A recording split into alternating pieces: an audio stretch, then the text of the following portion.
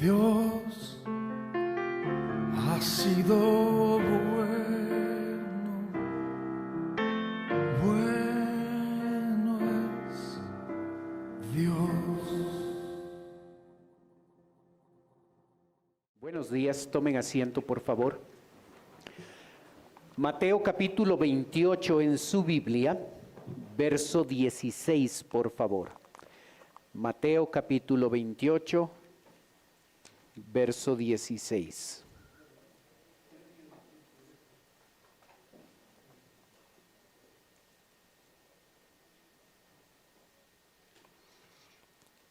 La Biblia dice: pero los 11 discípulos se fueron a Galilea, al monte donde Jesús les había ordenado. Y cuando le vieron, le adoraron, pero algunos dudaban. Y Jesús se acercó y les habló diciendo: toda potestad me es dada en el cielo y en la tierra. Por tanto, id y haced discípulos a todas las naciones, bautizándolos en el nombre del Padre y del Hijo y del Espíritu Santo, enseñándoles que guarden todas las cosas que os he mandado. Y he aquí, yo estoy con vosotros todos los días hasta el fin del mundo. Amén. Los versos 16 y 17 nos muestran a nosotros que esa gran comisión, como se conoce este texto usualmente, es dada a la iglesia. Los 11 discípulos que están en ese proceso de formación de la iglesia que ya se está llevando a cabo, ellos tienen que viajar a Galilea. Jerusalén está convulsionada. Los soldados que cuidaban el sepulcro donde se encontraba el cuerpo de Jesucristo ha desaparecido. Eso significaba que ellos, los soldados, debían morir. Ese era el castigo justo que se acostumbraba en ese tiempo. Los soldados, con todo el temor, se acercan a los principales sacerdotes y les informan lo que ha sucedido. Así es que el Sanedrín, es decir, la Corte Suprema Judía, se reúne. Es una reunión de emergencia. Los principales sacerdotes y los ancianos tienen que discutir, debatir acerca de lo que ha sucedido. Y se les ocurre la excusa de usar a los soldados dándoles mucho dinero y protegiendo sus vidas, pero ellos debían culpar a los discípulos porque ellos habían robado el cuerpo de Jesús cuando los soldados estaban dormidos. Esa era la excusa. La excusa, una excusa no creíble ni en ese tiempo ni en este momento. Si los soldados estaban dormidos, ¿cómo se dieron cuenta que fueron los discípulos que robaron el cuerpo? Si no estaban tan dormidos y se dieron cuenta que los soldados, que los discípulos estaban robando el cuerpo, ¿por qué no les detuvieron? Una excusa infantil que no funcionó en ese tiempo y tampoco en este momento. Los discípulos, al ver que Jerusalén está convulsionada, ellos hacen un viaje de 120 kilómetros, esa es la distancia desde Jerusalén a Galilea. Y tienen contacto con Jesús. Jesús les había ordenado que estén allí. Y cuando ven a Jesús, según el versículo 17, ellos le adoran, pero algunos dudaban. En medio de esas dudas y esas inquietudes, estos 11, los líderes de la iglesia que se está formando, llegan a Jesucristo, llega a instituir la gran comisión. Lo interesante es que desde versículo 16 hasta el versículo 20 hay un solo mandamiento. Y eso es sumamente importante, porque cuando nosotros leemos, pensamos que el mandamiento es ir, o el mandamiento es bautizar, o el mandamiento es enseñar. Ninguno de esos son imperativos, ninguno de esos son órdenes. El único mandamiento en el texto es hacer discípulos. Así es que nosotros necesitamos comprender con exactitud lo que Dios quiere de la iglesia. Dios quiere de la iglesia y del creyente individual que forma parte de la iglesia, quiere que nosotros hagamos discípulos. El hacer discípulos no es un asunto donde el creyente de manera desconectada de una iglesia empieza a hacer el trabajo, y es por eso que es significativo que los versos 16 y 17 estén allí primero, porque hace referencia a la iglesia.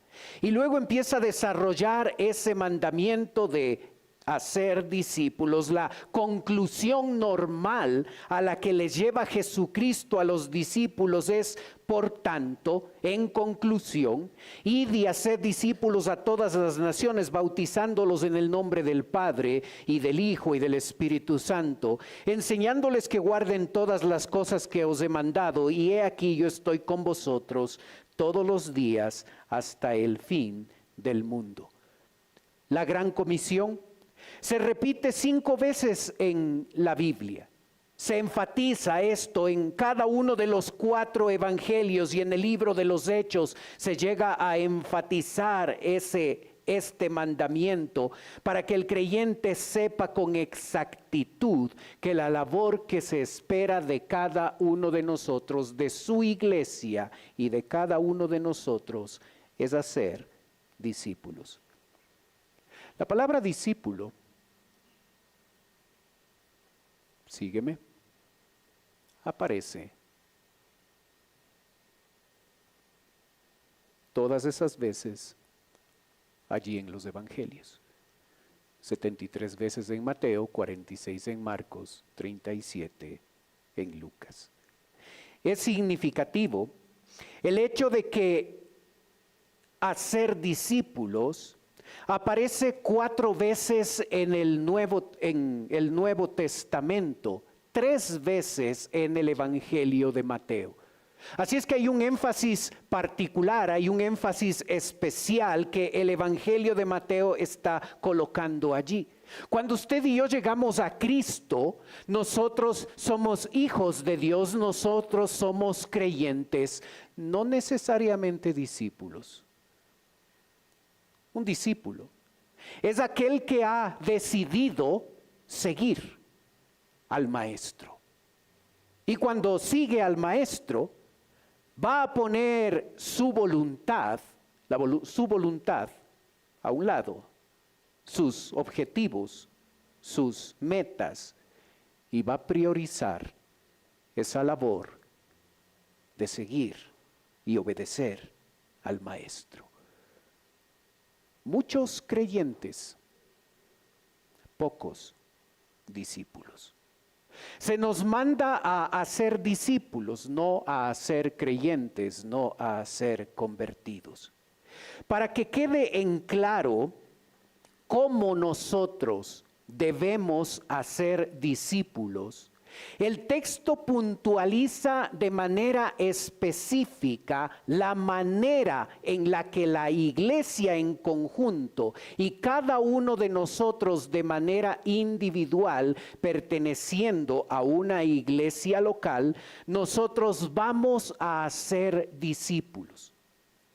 Id bautizándolos y enseñándoles.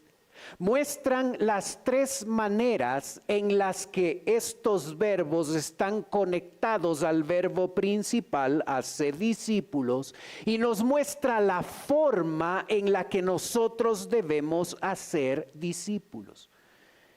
Cada iglesia puede usar su sistema. lecciones de discipulado o cualquier metodología. Pero todos, si queremos hacer discípulos, necesitamos comprender que esos tres son los elementos para que nosotros podamos hacer discípulos. Cuando Mateo escoge ese verbo, hacer discípulos, lo escoge porque ese verbo no solo comunica un mandamiento, sino comunica un asunto que es urgente. Así es que el texto nos está comunicando que es urgente para la iglesia de Dios, para cada creyente. Es urgente que nosotros nos enfoquemos en hacer discípulos. Y la manera en la que lo hacemos es, número 1, id. Hay que ir. Ahí en el trabajo, en la oficina, con los vecinos, con los amigos, con los compañeros de colegio, con cualquier persona con la que tenemos contacto. Y evangelizamos. Y compartimos el evangelio. Y les mostramos que solo en Cristo hay salvación. Es interesante que la estadística dice que de cada 100 decisiones que se toman por Cristo, solo 15 son el resultado de una campaña evangelística o de un curso o de un culto evangelístico. El 85% de las decisiones por Cristo vienen a través del evangelismo personal. Es decir, cada uno de nosotros de manera personal necesitamos hablar, comunicar el evangelio a nuestros amigos, a nuestros compañeros de trabajo, a nuestros compañeros del colegio, de la universidad, a nuestros vecinos. Nos toca a nosotros de manera personal hablar de Cristo al incrédulo en el lugar donde nosotros nos encontramos. La estadística dice que 150,000 personas mueren cada día. Observe lo urgente de hablar de Cristo. Hay gente que muere y su destino eterno es, para la mayoría, el infierno. Así es que nosotros no podemos postergar nuestra responsabilidad. Cualquiera que sea nuestra razón, en verdad cualquiera que sea nuestra excusa, necesitamos dejar eso y levantarnos con valentía y con obediencia y hacer del evangelismo nuestro estilo de vida, hablar de Cristo a otros. Hacemos discípulos hablando de Cristo a otros. Cuando estos reciben a Cristo, el siguiente paso es bautizarles. Y por eso el texto dice, verso 19, por tanto, id y haced discípulos a todas las naciones, bautizándolos en el nombre del Padre y del Hijo y del Espíritu Santo. ¿Cuál es el error gramatical en el texto? Si yo menciono 3 personas, la palabra nombre no puede estar en singular. En los nombres de, y menciono 3 personas. No hay un error gramatical. Es a propósito, se está enfatizando el hecho de que el Padre, el Hijo y el Espíritu Santo es un único Dios verdadero, y al ser un único Dios verdadero, el singular está muy bien.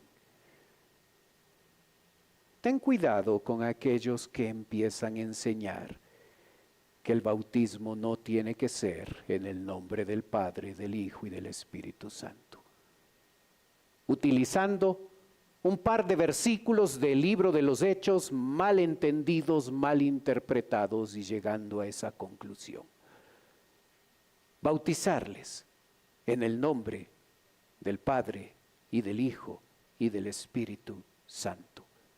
Es importante que nosotros lleguemos a entender que el bautismo es el primer paso de obediencia. No es el último, es el primero.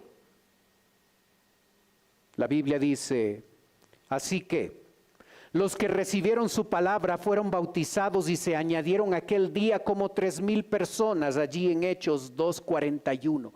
Así es que los que recibieron su palabra fueron bautizados y se añadieron. La persona forma parte, es miembro de una iglesia local, se añade a una iglesia local en el momento en el que da su primer paso de obediencia, que es el bautismo.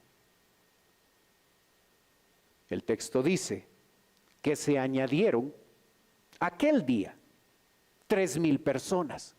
Recibieron la palabra y se bautizaron aquel día. ¿Observas lo complicado de bautizar a 3,000 personas en un día? Seguramente nosotros hubiéramos hecho un cronograma, de a 20 cada domingo, para no saturar el bautisterio. Hubiéramos hecho algo así.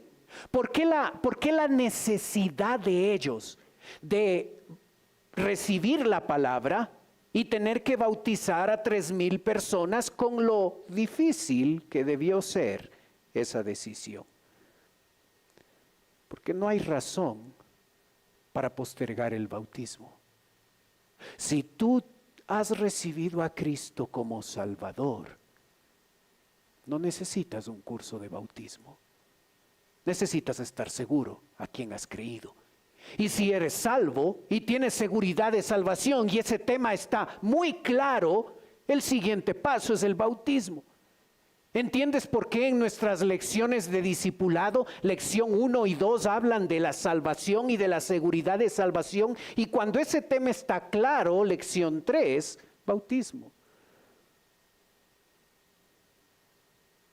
Es importante entender la necesidad del bautismo. Logra que pertenezca a una iglesia local. Y el creyente necesita pertenecer a una iglesia local, porque es a la iglesia a la que se le ha dado el mandato de hacer discípulos, y como parte de una iglesia, entonces en representación de mi iglesia puedo estar evangelizando, puedo estar discipulando, puedo estar trayendo a mi discípulo a la iglesia para que se bautice. En el nombre del Padre, en el nombre del Hijo y del Espíritu Santo. ¿Observas? El tercer elemento para completar el trabajo de hacer discípulos es enseñarles, enseñándoles que guarden todas las cosas que os he mandado. ¿Qué cosas nos ha mandado Dios? Y cada uno puede tener una respuesta, todo lo que dice la Biblia. Otro podrá decir todo el consejo de Dios. Las palabras en la Biblia no se definen por lo que a mí me parece. Las palabras en la Biblia no se definen por un diccionario bíblico, aunque es una buena ayuda, es una buena guía, es un punto donde nosotros arrancamos. Las palabras en la Biblia se definen por el contexto. Y la palabra y la frase todas las cosas que os he enseñado nos llevan a pensar en cuáles son las enseñanzas que Jesucristo dio en el Evangelio de Mateo. Así es que cuando pensamos en el contexto, llegamos a la conclusión que en Mateo se registran 5 enseñanzas. Así es que todas las cosas que os he mandado y que se requiere que nosotros enseñemos a nuestros discípulos son esos 5 sermones que existe en el Evangelio de Mateo. El primer sermón, Mateo capítulo 5, 6 y 7, cómo alguien que pertenece al reino de Dios debe vivir. Capítulo 10, cómo debe comportarse un ministro del reino. Capítulo 13, cómo debemos vivir a la luz de todas esas parábolas que se establecen allí en el capítulo 13. ¿Cómo debe ser nuestra relación entre hermanos, entre iglesias y cómo el no vivir adecuadamente como iglesia nos puede llevar a ser disciplinados por la iglesia? Mateo capítulo 18. Y el quinto sermón, Mateo 23, 24 y 25. ¿Cuáles son las cosas que están en el futuro cuando se va a consumar el reino y todos los eventos escatológicos? ¿Qué debe saber tu discípulo? Debe saber cómo se comporta, cómo debe comportarse ahora que pertenece al reino de Dios. Cómo debe vivir, cómo debe ministrar, cómo debe relacionarse con otros, qué cosas debe saber acerca del futuro para traer esos principios, esas ideas y tener esperanza, motivación y enfoque para vivir el presente.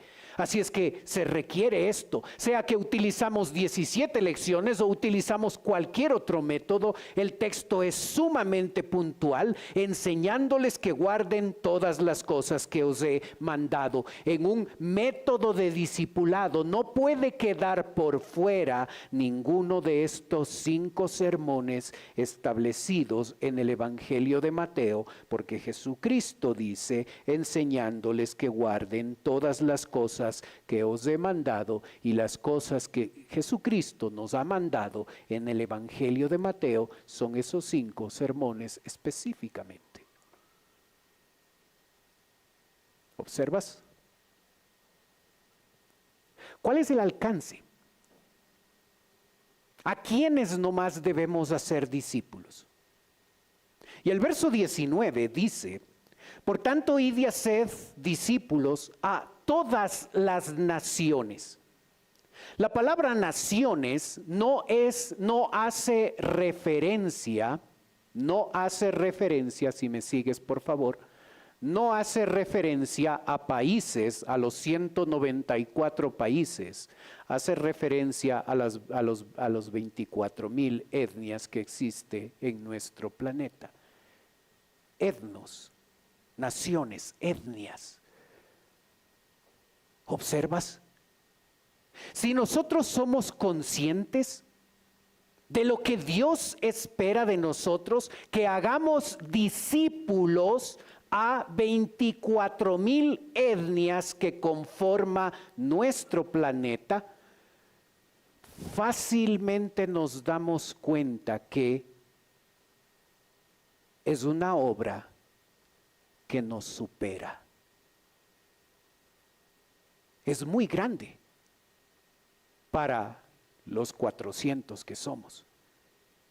Es muy grande la labor. Y por ese motivo, nosotros necesitamos tomar en serio nuestra responsabilidad de discipular para invertir nuestra vida en la vida de otro, tal y como alguien lo hizo con nosotros. Y si todavía no has empezado el proceso, te podemos asignar una persona para que te discipule, para que esa persona invierta su vida y te dé la enseñanza necesaria para tu vida cristiana. Y si ya has sido discipulado, podemos darte una persona para que tú hagas ese trabajo con esa persona, invirtiendo tu vida para enseñar, para instruir, para guiar a ese nuevo discípulo. Pero aunque todos lo hiciéramos,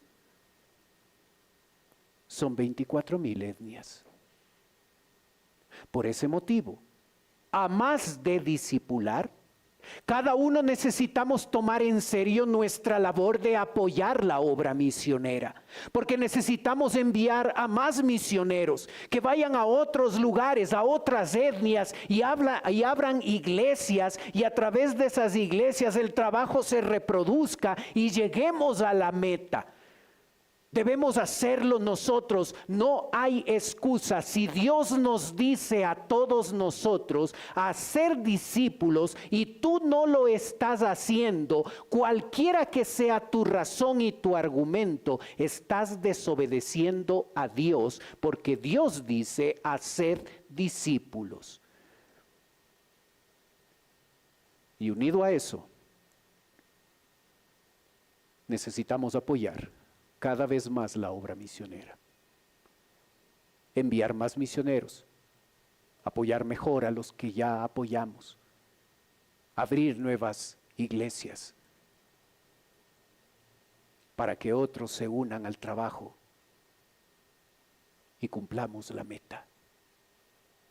Hacer discípulos a todas las naciones, no a algunas naciones, no a la mayoría de naciones, a todas las naciones. ¿Qué desea Dios de ti? Desea que discipules. Y desea que apoyes de a de veras la obra misionera. Orando por los misioneros, tienes una hoja en tu boletín, dando con generosidad y con consistencia. Y algunos recibieron esta hojita el domingo anterior. En el tiempo de la ofrenda vamos a volver a entregar esta hojita. Si tú ya hiciste tu compromiso, no necesitas recibir una nueva hoja. Pero si todavía no lo has hecho, sí necesitas hacerlo. Iglesia Bíblica Bautista, promesa de fe. Confiando en Dios me comprometo a dar mensualmente durante un año para la obra misionera de la Iglesia Bíblica Bautista la cantidad de, y hay una línea en blanco. ¿Y cómo oirán sin haber quien les predique? ¿Y cómo predicarán si no fueren enviados? Romanos 10:15. Debo orar por los misioneros. Debo dar generosamente para apoyarles a ellos y para poder enviar a otros misioneros y abrir otras iglesias.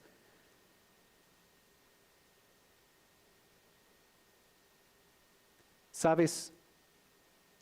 Cuando nosotros observamos el trabajo que se nos ha encomendado, 24,000 etnias discipuladas, tú y yo podemos pensar que el trabajo es grande. Y sí lo es.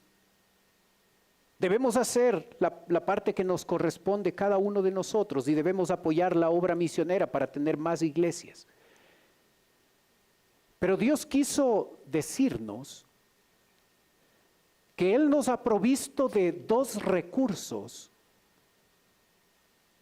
para que nosotros podamos cumplir con el trabajo. El versículo 18 dice: y Jesús se acercó y les habló diciendo: toda potestad me es dada en el cielo y en la tierra. Toda potestad me es dada en el cielo y en la tierra. Nosotros necesitamos entender lo que significa potestad, toda potestad. Es poder, habilidad, facultad, energía, libertad, dominio, privilegio. Fui a hacer un trámite de mi vehículo hace algún tiempo. Y el señor que me atendió me dijo: haga fila. Me puse a hacer fila, muy obediente. Llegué a la ventanilla. Necesita todos estos requisitos. Ya fui preparado. Aquí están todos los requisitos. Vuelve en un mes. Un amigo mío me dijo: cuando vaya, diga que va de parte mía. Así es que después de que me dijo eso el Señor, yo le dije, vengo de parte del coronel Jorge Navarrete. Señor, eso es lo primero que usted debía decir. Y media hora después ya tenía la hojita en mi mano, del trámite que necesitaba hacer. Tú no vas con tu autoridad. A nosotros no nos hacen caso. Pero cuando nosotros vamos pisando fuerte, porque nuestra autoridad viene del Todopoderoso Dios, las cosas son distintas. No debemos tener miedo, no debemos tener recelo, no debemos tener temor. Predicamos la palabra de Dios con toda libertad, con toda autoridad, porque la autoridad nuestra viene del Todopoderoso Dios. Toda potestad me es dada en el cielo y en la tierra, por tanto, id. Nosotros vamos en representación del Todopoderoso Dios. No debemos minimizar lo que implica el hecho de que venimos en el nombre de Cristo. El segundo elemento importante, el segundo recurso que Jesucristo nos da, se expresa en el versículo 20 y dice, enseñándoles que guarden todas las cosas que os he mandado. Y he aquí yo estoy con vosotros todos los días hasta el fin del mundo. Amén. Observa la presencia de Dios. Y observa los tres matices que se quiere enfatizar acerca de la presencia de Dios. Yo estoy con vosotros. Jesucristo no manda a un encargado. Jesucristo no manda a alguien para que nos acompañe. Es su propia persona, su propia presencia. Él personalmente vive en nosotros. Su presencia directa está con nosotros, está en nosotros. Así es que no debemos sentirnos solos, no debemos sentirnos abandonados a la hora de compartir el Evangelio, porque nuestro Dios de manera personal está con nosotros. Su presencia es continua, todos los días. No importa si es feriado, no importa, todos los días. Su presencia es continua. Su presencia es permanente hasta el fin del mundo. Así es que nosotros necesitamos apropiarnos de lo que por la gracia de Dios ya es nuestro. Tenemos la autoridad de Cristo, debemos ir con esa autoridad y debemos hacerlo siendo conscientes de que su presencia directa, continua y permanente está con nosotros. Así es que debemos hacerlo con obediencia y debemos hacer discípulos, la parte que nos corresponde a cada uno de nosotros. Si ves la primera diapositiva de nuestro mensaje, ¿qué es lo que Dios espera de mí?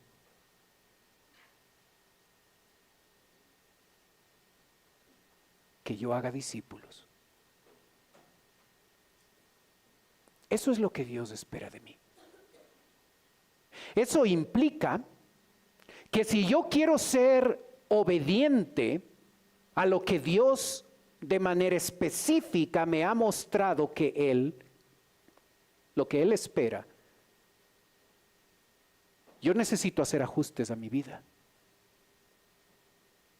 Yo necesito sacar las excusas, los pretextos, dejar de priorizar como lo más importante en mi vida mis metas, mis objetivos, mis sueños y ponerlos en un lugar secundario, aunque importante, y darle el lugar esencial a hacer discípulos, que es lo que Dios espera de mí. ¿Qué decisión necesitas tomar hoy?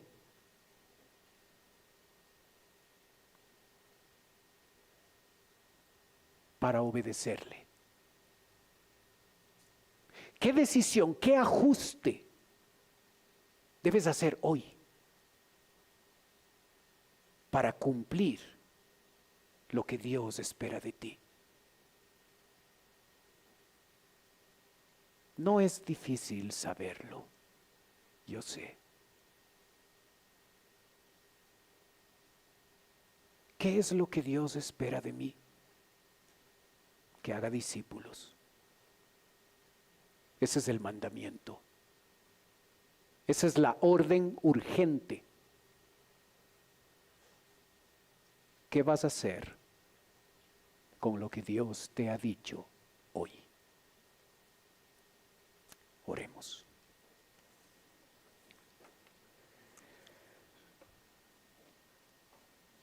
Padre Celestial, queremos darte gracias, Señor, por tu palabra.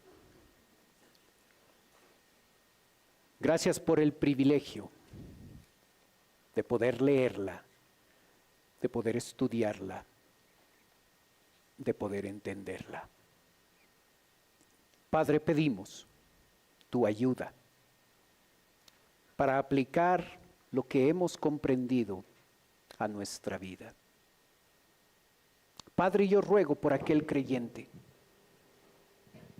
que es nuevo en la fe, que pueda acercarse a nosotros y decir: pastor, yo quiero que una persona me discipule.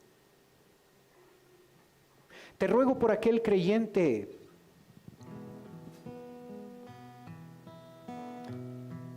que ya ha sido discipulado,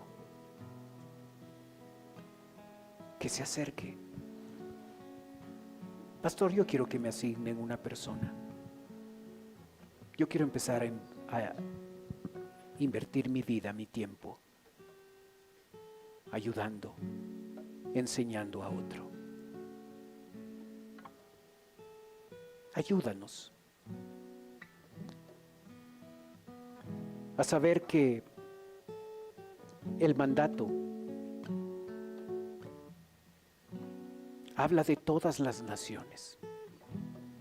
Así es que a la par necesitamos apoyar la obra misionera, mucho más de lo que ya lo hacemos, para abrir más iglesias, para enviar más misioneros. Ayúdanos a obedecer.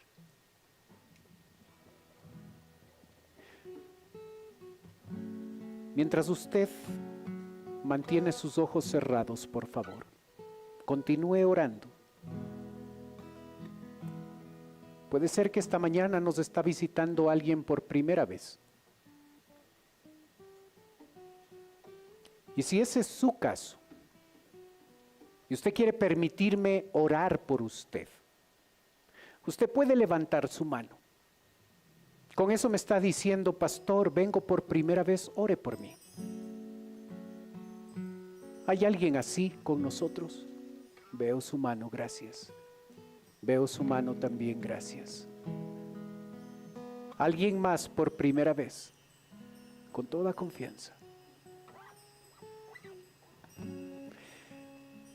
Para las personas que levantaron su mano, en un momento voy a orar por usted, como le dije.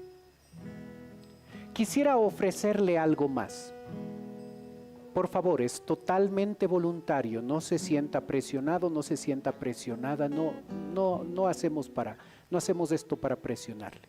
Si usted quiere, usted puede tomar sus cosas y puede pasar a la parte de abajo donde estoy yo. Si usted lo hace, una persona de nuestra iglesia se va a acercar, le va a llevar a un lugar privado y en ese lugar van a conversar un momento con usted. Para que no le dé recelo de pasar, los demás mantienen sus ojos cerrados. Si usted desea pasar, venga, con toda confianza, denos la bendición de poder conversar un momento con usted. Si quiere hacerlo, venga nomás. Gracias por ser el primero.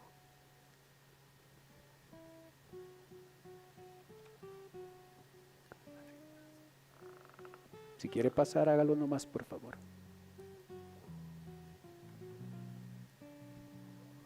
Padre Celestial, te doy gracias por las personas que nos visitan. Ruego por ellos, Señor. Sobre todo te pido, si no te conocen como Salvador, que hoy sea el día de salvación.